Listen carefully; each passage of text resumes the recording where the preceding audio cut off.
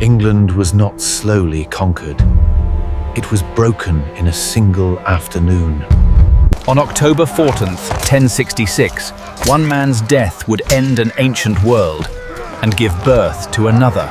A king would fall, an army would collapse, and England would never be the same again. The sun rises over Senlac Hill. Soon, two armies will clash.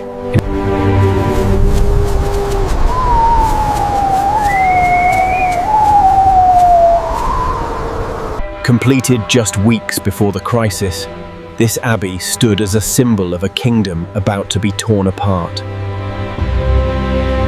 Requiem aeternam dona ei, Domine, et lux perpetua luceat ei. They say the fleet is scattered. If William lands, we are undone. We must stop him now! But the levies are not ready. Per manus nostras, summitatem coronae regni. Across the Channel lay the Norman coast, a foreboding sight under the grey skies of 1066.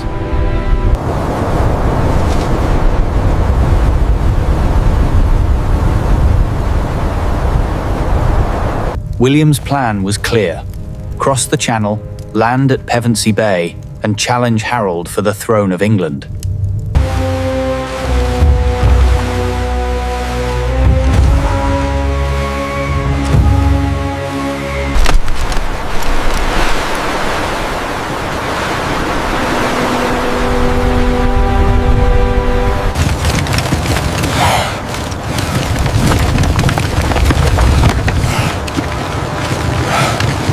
The Norsemen are here!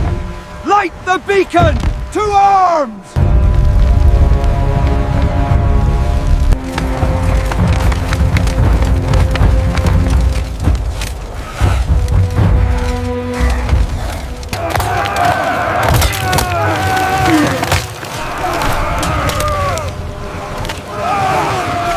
The victory was complete, but it came at a terrible cost. England's army stood among the dead, too exhausted to celebrate.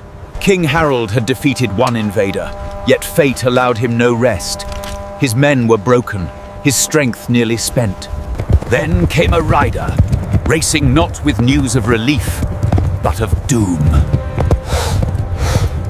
William of Normandy had landed.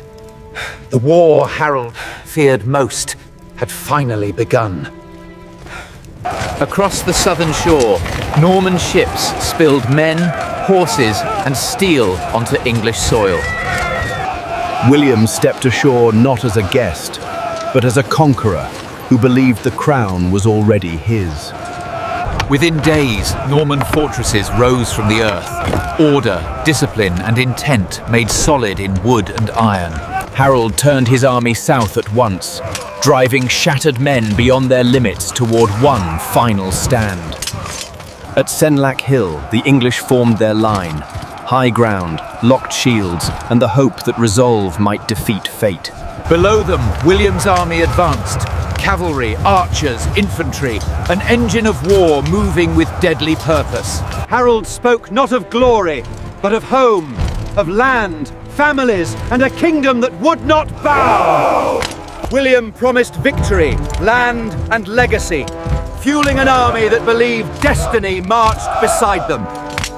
The battle began not with steel, but with the sky itself, darkened by Norman arrows. The shield wall held firm, wood shattered, men fell. But England did not yet break. Then the lines collided, and the fate of England was decided not by kings, but by blood. For hours, neither side yielded.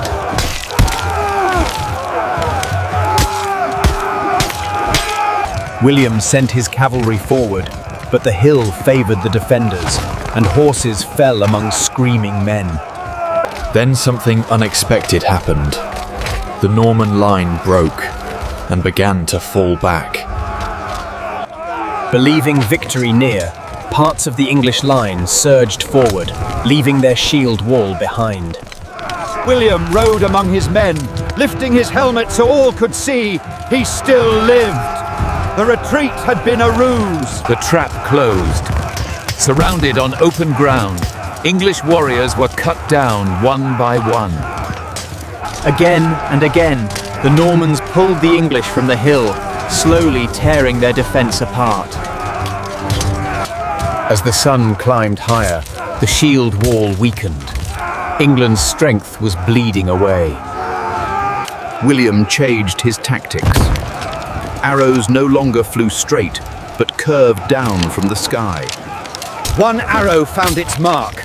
King Harold fell, wounded, blinded or slain. The heart of England struck down. Around the fallen king, the last of his household fought to the death. With Harold gone, the line broke. What remained of the English army scattered into the dusk. As night fell, William stood victorious. The hill was his, and so was England. The battle was over. But its consequences were only beginning. William would be crowned King of England. A Norman age began, and England was changed forever. With their king dead, English resistance collapsed. What remained was courage, without command. Some fled into the woods, others fought on, knowing the battle was lost. By nightfall, the hill belonged to William. The Battle of Hastings was over. England had fallen. But conquest is never instant. William faced rebellion, hatred, and a land that refused to accept him. Across England, castles rose, stone fists driven into the soil, built to dominate, to watch, and to warn. English nobles were stripped of their lands. Norman lords took their place, and a ruling class was erased. French became the language of power and law. English survived only among the common people. Feudalism reshaped society. Loyalty was no longer chosen, it was enforced through land, steel, and fear.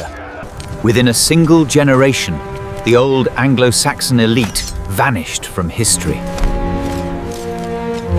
Churches were rebuilt, laws rewritten. England was no longer the land it had been.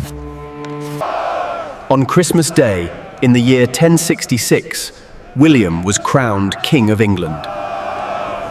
The coronation was tense. Shouts were mistaken for rebellion. Fires broke out. Fear filled the streets of London. Yet William held the crown. The Conqueror had become king. In the years that followed, rebellions rose again and again, and were crushed without mercy. Northern England suffered devastation in the harrying of the north. Villages burned, fields died, order was enforced through terror. William ruled through strength, strategy, and absolute authority, never allowing England to forget who now commanded it. He ordered the creation of the Domesday Book, recording every land, field, and man, binding the kingdom to the crown. England became one of the most tightly controlled kingdoms in Europe, measured, taxed, and governed like never before. Over time, Norman blood mixed with Anglo-Saxon roots, forging bonds that conquest alone could not break. Slowly, a new English identity began to form, neither wholly Norman nor fully Saxon. The language itself evolved, blending Germanic strength with French refinement. Law was centralized, royal power expanded. England moved toward a stronger, unified state. Castles came to dominate the landscape, constant reminders of who ruled and how power was enforced. The Battle of Hastings echoed through generations, remembered long after the blood had faded from the hill. It shaped England's monarchy, its nobility, and the very structure of its society. It changed England's relationship with Europe forever, binding the island to continental power and politics. No battle before or after reshaped England so completely. In a single day, 1,000 years of history were redirected. Harold Godwinson is remembered as England's last Anglo-Saxon king, defiant to the end. William is remembered as the man who changed everything. From conquest came transformation.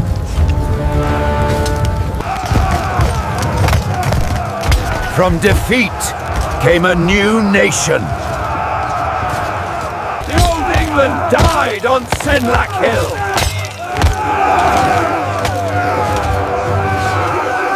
Modern England was born through fire, blood, and conquest. Its language, its laws, and its very identity forever altered. The echoes of Hastings still remain. History remembers the victors, but never forgets the fallen. On a quiet English hill, destiny was decided. Not by chance, but by ambition and steel.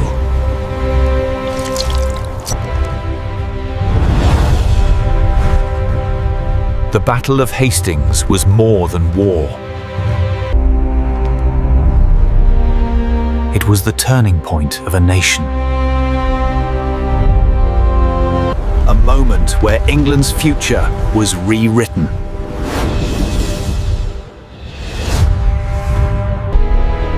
One crown, one battle, one new world. From 1066 onward, England would never be the same. The past fades, but its consequences remain. Hastings lives on in history and in identity. A story of kings, conquest, and transformation.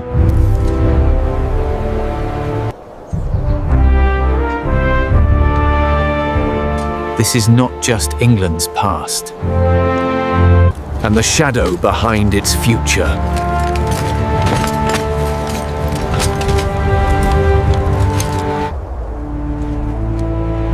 All born on one battlefield. This was the Battle of Hastings, the birth of modern England.